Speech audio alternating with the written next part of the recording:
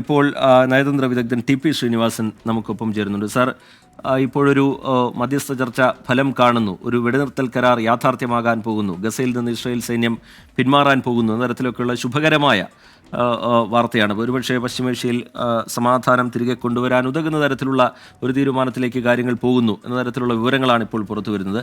എങ്ങനെയാണ് താങ്കൾ ഇതിനെ കാണുന്നത്?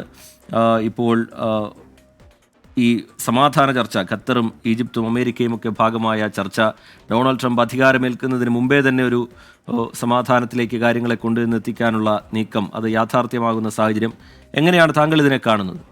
ടി.പി. ശ്രീനിവാസൻ. തീർച്ചയായും ആശ്വാസകരമാണ്. എത്രയോ മുമ്പ് നടക്കേണ്ടതായിരുന്നു. പക്ഷേ ഈ യഥാർത്ഥത്തിൽ അവിടെ ഉണ്ടായിരുന്ന പ്രശ്നം ഈ ഹോസ്റ്റേജസിന്റെ പ്രശ്നമാണ്.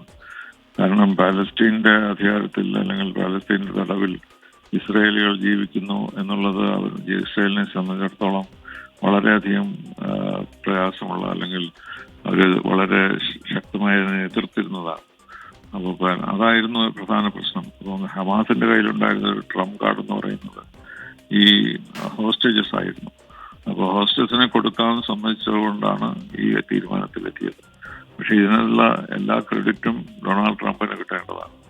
കാരണം അദ്ദേഹം ശക്തമായി അദ്ദേഹം അധികാരത്തിൽ വരുമ്പോൾ യുദ്ധങ്ങൾ അവസാനിക്കുമെന്ന് പറയുക മാത്രമല്ല, അതിനുവേണ്ട ചർച്ചകളും തയ്യാറെടുപ്പുകളും ഫോർമുല ക്രിയേഷൻസും ഒക്കെ അദ്ദേഹം നടത്തിയിരുന്നു. അതുകൊണ്ട് ഇത് സംഭവിച്ചത് തീർച്ചയായും ഡൊണാൾഡ് ട്രംപ് ഇഫക്റ്റ് ആണ്.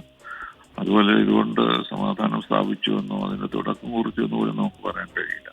ഒരു ചെറിയ സ്റ്റെപ്പ് എന്ന് മാത്രമേ പറയാൻ കഴിയുള്ളൂ. കാരണം യഥാർത്ഥത്തിൽ സമാധാനം ഉണ്ടാകണമെങ്കിൽ ഈ രണ്ട് രാജ്യങ്ങളും, ഇസ്രയേലും പാലസ്തീൻ സ്റ്റേറ്റ്, ഇപ്പോൾ ഇല്ലാത്ത പാലസ്തീൻ സ്റ്റേറ്റ് ഉണ്ടാവുകയും വേണം.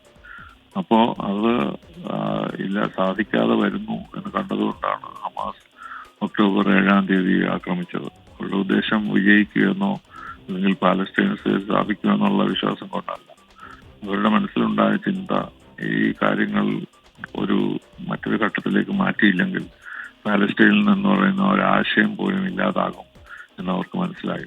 ഈ അബ്രഹാം അക്കോർഡ്സ് ഒക്കെ പലരും സൈൻ ചെയ്തെങ്കിലും അത് പെട്ടെന്ന് നിർത്തേണ്ടതായിട്ട്, സൗദി അറേബ്യ സൈൻ ചെയ്യുന്നതിന് മുമ്പ് എന്തെങ്കിലും ചെയ്യണം എന്നുള്ള ഒരു ആഗ്രഹത്തോടു കൂടിയാണ് ഹമാസ് ഇങ്ങനെ പ്രതികരിച്ചത്. അപ്പോൾ അത് എല്ലാവർക്കും വിജയം ഉണ്ടായി എന്ന് പറയാം. കാരണം അവരെ സംബന്ധിച്ചിടത്തോളം ഇത് ഒരു യുദ്ധവിരാമം ഉണ്ടായി എന്നുള്ളത് പ്രധാനമാണ്. അവരുടെ ആളുകൾ ദിവസം തോറും മരിക്കുകയാണല്ലോ. പക്ഷെ ഇതിന് ഒരു സമാധാനം വരണമെങ്കിൽ ഈ രണ്ട് സ്റ്റേറ്റ് ഉണ്ടാവണം. അതിന് അമേരിക്കയോ ഇസ്രായേലോ തയ്യാറല്ല ഇതുവരെ. അപ്പൊ ആ സ്റ്റേജിലേക്ക് നമ്മൾ പോയിട്ടില്ല. ഇപ്പോൾ ഒരു 6 മാസത്തേക്ക് യുദ്ധവിരാമം ഉണ്ടാകുമ്പോൾ ഡൊണാൾഡ് ട്രംപ് പ്രസിഡന്റ് ആവുകയും കൂടി ചെയ്യുമ്പോൾ ഉണ്ടാകുന്ന ആ ഒരു കെമിസ്ട്രി ഇപ്പോൾ യഥാർത്ഥത്തിലാവുകയാണ്. അത് എത്രമാത്രം പോകും എന്നുള്ളത് ഇന്നത്തെ അടുത്ത സാഹചര്യങ്ങൾ നോക്കണം. പ്രസിഡന്റ് ബൈഡൻ ഇതിലൊന്നും ചെയ്തിട്ടില്ല എന്നുള്ളതാണ് സത്യം. പക്ഷെ ട്രംപിനെ സംബന്ധിച്ചിടത്തോളം അദ്ദേഹം ശക്തമായി പല നടപടികളും കഴിഞ്ഞത് അദ്ദേഹം സമയം പ്രസിഡന്റ് ആയിരുന്നപ്പോൾ ഉണ്ടായിരുന്നിട്ടുണ്ട്. അപ്പൊ അങ്ങനെയുള്ള ചില സ്റ്റെപ്പുകൾ എടുത്ത് പല പരിഹാരം കണ്ടേക്കുമെന്ന് നമുക്ക് ആഗ്രഹിക്കാം. എന്നാലും പാലസ്തീൻ സ്റ്റേറ്റും കൂടി ഉണ്ടായാൽ മാത്രമേ പ്രശ്നപരിഹാരം ഉണ്ടാവുകയുള്ളൂ എന്നതാണ് സത്യം. വളരെ നന്ദി. ഈ ഘട്ടത്തിൽ പ്രതികരിച്ചതിന് ടി.പി. ശ്രീനിവാസൻ, വിദേശകാര്യ വിദഗ്ധൻ, നയതന്ത്ര വിദഗ്ധൻ, നമ്മളോടൊപ്പം ചേരുകയായിരുന്നു. 15 മാസത്തെ ഇസ്രായേൽ ഹമാസ് യുദ്ധത്തിനിടയിലെ പ്രധാനപ്പെട്ട ഒരു ഘട്ടം എന്നതിനെ ഉറപ്പായും വിശേഷിപ്പിക്കാം. പശ്ചിമേഷ്യയിലാകെ സമാധാനം പുലരുമെന്നല്ല, പക്ഷേ അതിനുള്ള വളരെ പോസിറ്റീവായ ഒരു സ്റ്റെപ്പ് എന്നുള്ള നിലയിലാണ് ഈ വെടിനിർത്തൽ കരാറിനെ കാണേണ്ടത്. അത് യാഥാർത്ഥ്യമാകാൻ പോകുന്നു എന്നുള്ളതാണ് അന്താരാഷ്ട്ര മാധ്യമങ്ങളിൽ നിന്ന് പുറത്തുവരുന്ന വിവരം. ഖത്തർ വിദേശകാര്യ മന്ത്രാലയ വക്താവ് ഉടൻ മാധ്യമങ്ങളെ കാണും എന്ന വിവരം പുറത്തുവരുന്നുണ്ട്. എന്തായാലും സമാധാനത്തിലേക്ക് തന്നെ കാര്യങ്ങൾ പോകട്ടെ.